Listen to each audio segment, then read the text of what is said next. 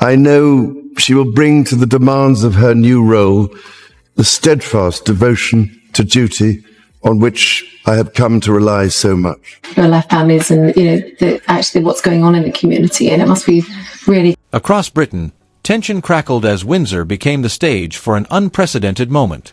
Catherine and William stepped forward, not merely as heirs, but as king and queen, stunning a nation unprepared for such a sudden shift. Whispers circulated, some citing King Charles's fragile health, others pointing to urgent behind-the-scenes decisions, and a few sensing a calculated reset of the crown itself. Crowds gasped, senior royals exchanged uneasy glances, and allies looked on in disbelief. But what truly forced this historic moment? When the crown quietly changed hands, it did so without fanfare or trumpets, yet the words spoken beneath the vaulted ceiling of Westminster Abbey carried weight far beyond the ceremony. There, the Archbishop of Canterbury delivered a blessing that many now regard as the true turning point of the modern monarchy. The crown was no longer merely an inheritance but a responsibility entrusted to those ready to bear it. Across the kingdom, the significance landed immediately, and the moment was sealed with a single image. Princess Anne, steadfast and unsentimental, stepped forward as the keeper of royal duty, holding a newly commissioned queen consort's crown crafted by Gerard & Company, the royal jeweler serving the monarchy since 1735. Adorned with Burmese rubies, sapphires, and diamonds drawn from Queen Elizabeth II's private collection, the crown spoke of continuity and earned trust rather than spectacle. Palace officials later confirmed that two versions existed, a heavier crown kept in the Tower of London for major state occasions and a lighter ceremonial version created for moments exactly like this. Catherine wore the lighter crown only briefly as the Abbey bells rang across London, yet that fleeting moment reshaped the nation's perception of her. Observers noted her calm, almost solemn composure. She was not simply accepting a symbol, but embracing a weighty responsibility. Within hours, the shift became visible to the public as William and Catherine arrived at Windsor Castle for their first walkabout after the blessing, now operating not merely as heirs but as the active center of the monarchy. Streets were lined with thousands waving flags and holding flowers, many wearing handmade badges proclaiming, "For the future, William and Catherine." William moved with a careful mix of restraint and warmth, while Catherine, dressed in a dove-gray coat and wearing the smaller crown, met the crowds with quiet assurance. Children handed her folded notes, and an elderly veteran leaned forward to whisper, "God bless the new queen." Her reply was telling, "God bless the king." Behind the scenes, palace aides emphasized that this was not a regency but a co-stewardship. King Charles III, now under medical supervision at Sandringham, had formally handed over day-to-day royal duties, shifting authority even as titles lagged. One absence highlighted the moment. Queen Camilla chose not to attend, remaining at Ray Mill House for private reflection, sparking debate over where the true mantle now rested. Public reaction was swift and fervent. Social media buzzed with praise for Catherine, Princess Anne, and what many called a return to a duty-led monarchy. A YouGov poll showed 84% of Britons supported the transition as timely and wise, and Catherine's approval ratings soared to their highest since 2022.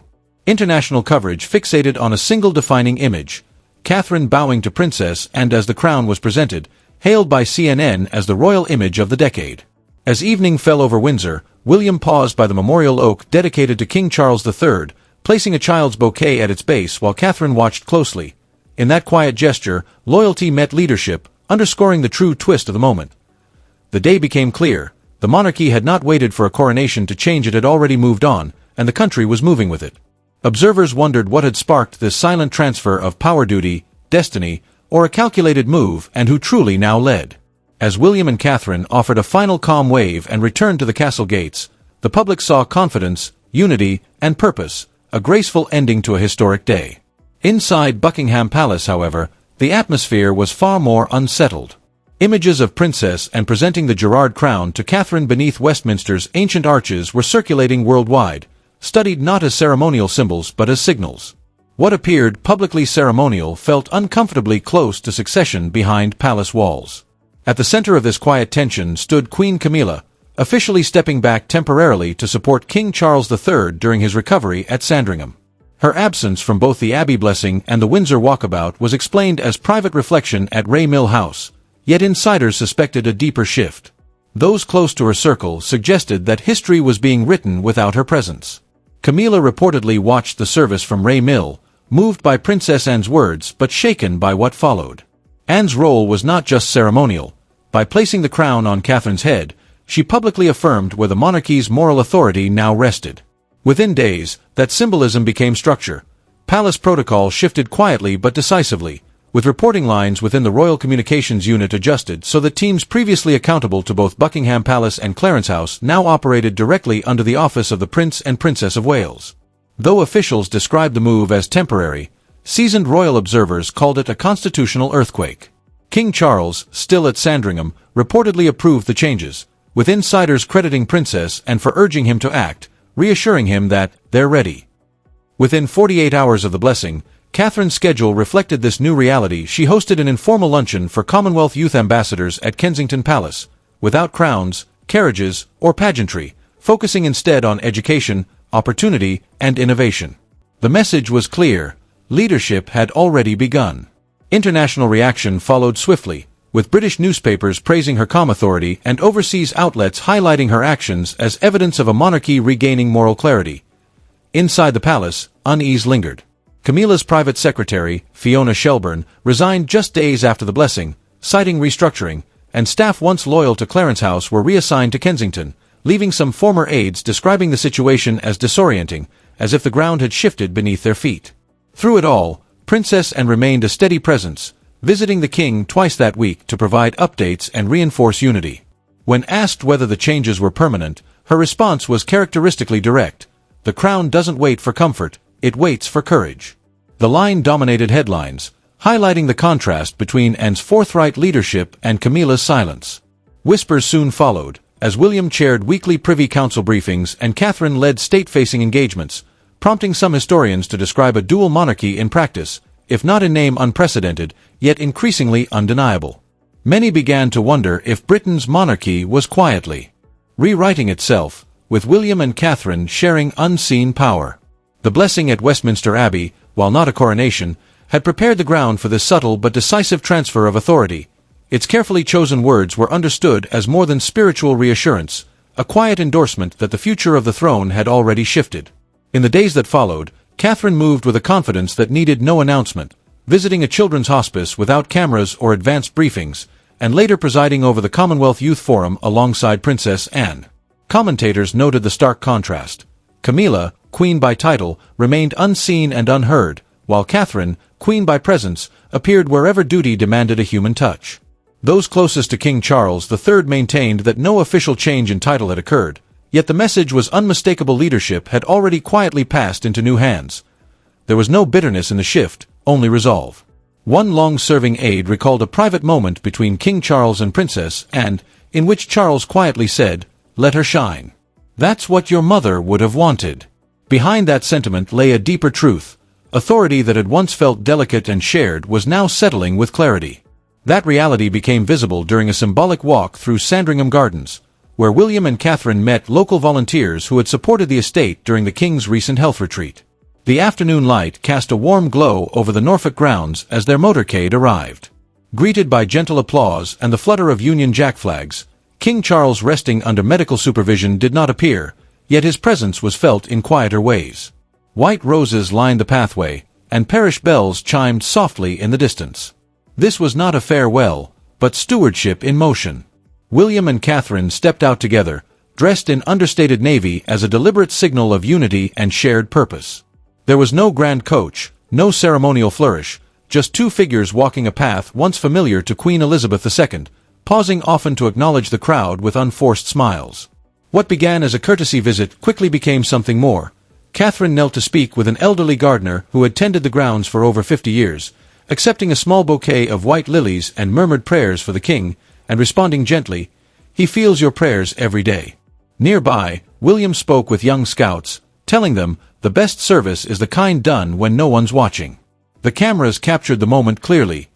Neither of them was waiting to rule any more, they already were. Inside the main hall, a private reception followed, attended by senior aides and Princess Anne, whose influence had quietly shaped every step of the transition. When she raised a glass, her words were brief but pointed: "The crown is not a gift, it's a relay." Later, Catherine acknowledged that Anne's guidance had anchored them through the change. As twilight settled over Sandringham, Catherine hosted a small roundtable with representatives from the Royal Foundation, the British Council, and the Commonwealth Secretariat, focusing on cultural diplomacy in a shifting world.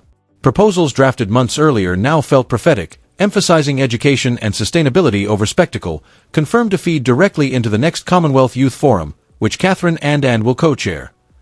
The monarchy's moral compass appeared steady to the public, yet behind palace walls, not everyone was ready to accept how far the balance had already tipped. As Catherine quietly reshaped the monarchy, questions arose. Could tradition survive her vision, or had Britain's crown already found a new heartbeat? During that quiet week, authorities shifted form. At Clarence House, Queen Camilla remained out of sight, yet far from absent, spending her days reviewing charitable portfolios and quietly reassigning advisors. Some described her actions as icy calm, others as a calculated retreat. One insider put it plainly: she felt displaced. This was not how she had imagined the latter chapter of her royal life, watching another woman rise, not through controversy or ambition, but through years of disciplined service that could not be questioned. Meanwhile, King Charles III received daily briefings from Princess Anne, who brought photographs from the Sandringham walkabout showing William and Catherine greeting volunteers, speaking with children, and listening more than they spoke. The king reportedly remarked, "They understand the people. That's what matters now." Shortly afterward, the palace released a single official photograph: William and Catherine walking hand in hand along a garden path framed by roses and the distant chapel, the restrained caption reading simply, "Continuity in grace." Public response was immediate. European newspapers praised the couple's composure, describing a calmer, more sincere rhythm of royalty, while American outlets focused on Catherine as a figure reshaping the meaning of the crown. At home, opinion polls reflected the shift.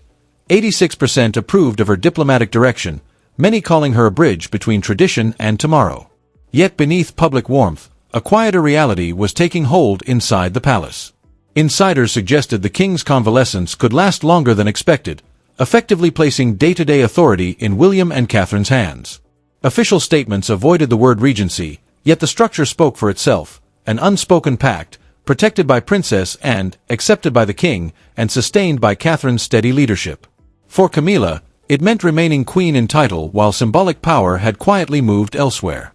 As William and Catherine departed Sandringham under the fading light, a BBC correspondent captured the moment succinctly: the crown was no longer waiting for time to pass, it had already chosen its moment. Days later, the palace confirmed what many had sensed: Catherine and Princess Anne would co-chair the upcoming Commonwealth Youth Forum in London, with the announcement coming from the office of the Prince and Princess of Wales rather than Clarence House or Buckingham Palace.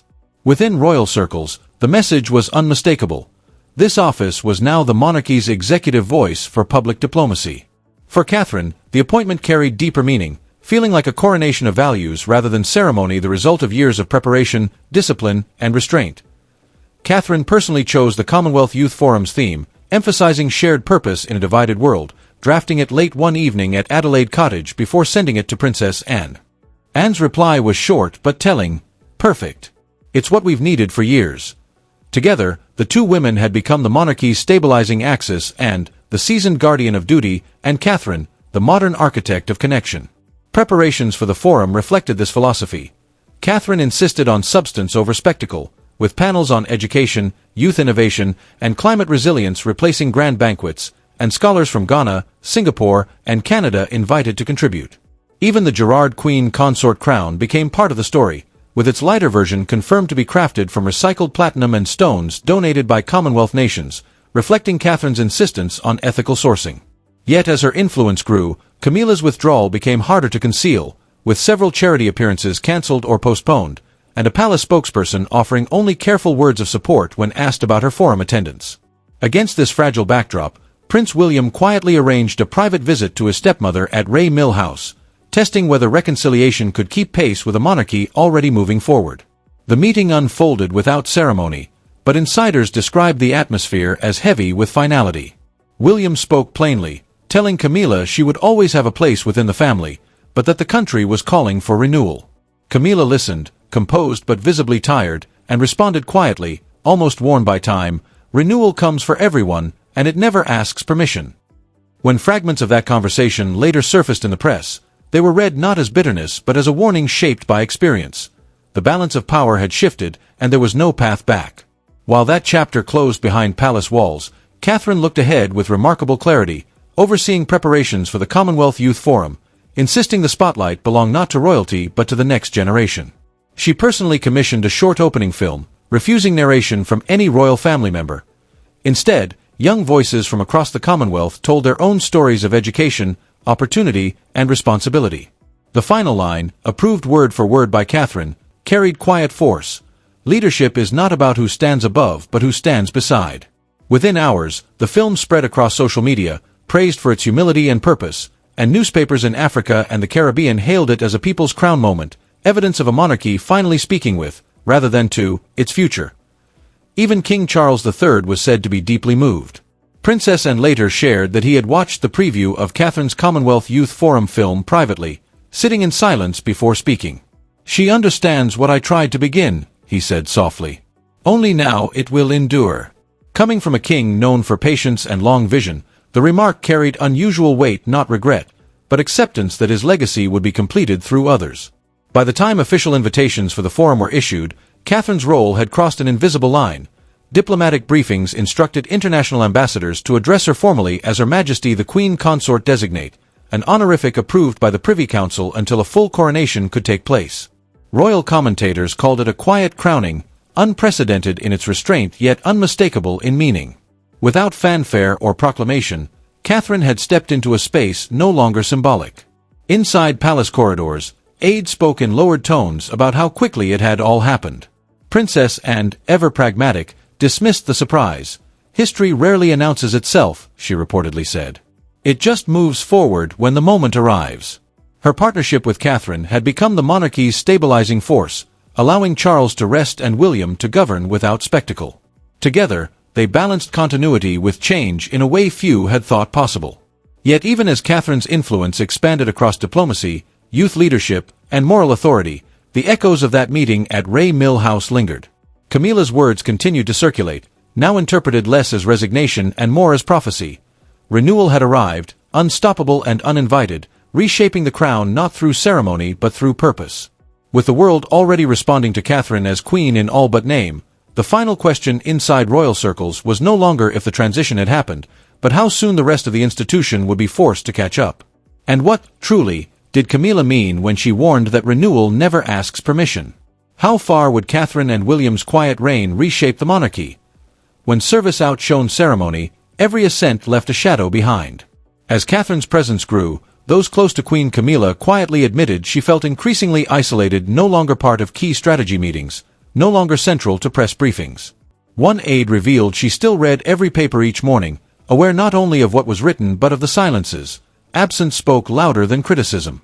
As preparations intensified, Catherine and Princess Anne met for a final rehearsal at Westminster Hall, pausing before the historic coronation chair once used by Charles II. Catherine rested her hand on its worn wooden frame, murmuring that it still belonged to the king. Anne's response was immediate and firm. "One day it would belong to Catherine," she said, "but only because it had been earned."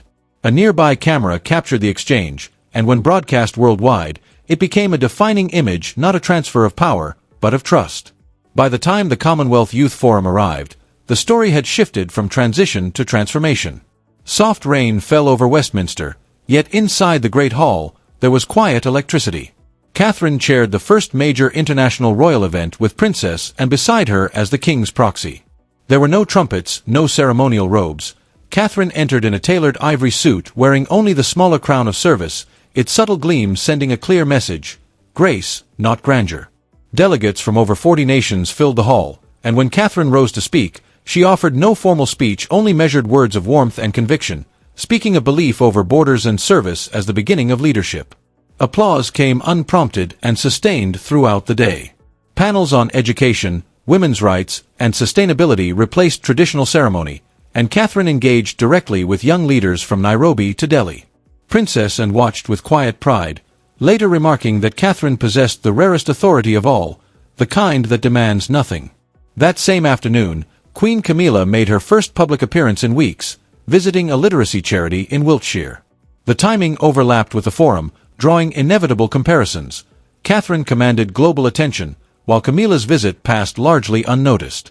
Privately, sources acknowledged Camilla wanted to remind the country she was still queen, but the message was muted. As evening fell, Catherine closed the forum with words that stilled the room. "The crown exists not to rule, but to remind that compassion is power and humility is strength. The standing ovation lasted nearly 2 minutes. Headlines. The next morning were unequivocal. Catherine was leading the Commonwealth forward. Kensington Palace soon released a photograph of Catherine and clasping hands beneath the Commonwealth banner. King Charles, watching from Sandringham, was said to smile through tears. "She isn't replacing anyone," he quietly observed. "She's restoring what was nearly lost." In that moment, it became clear.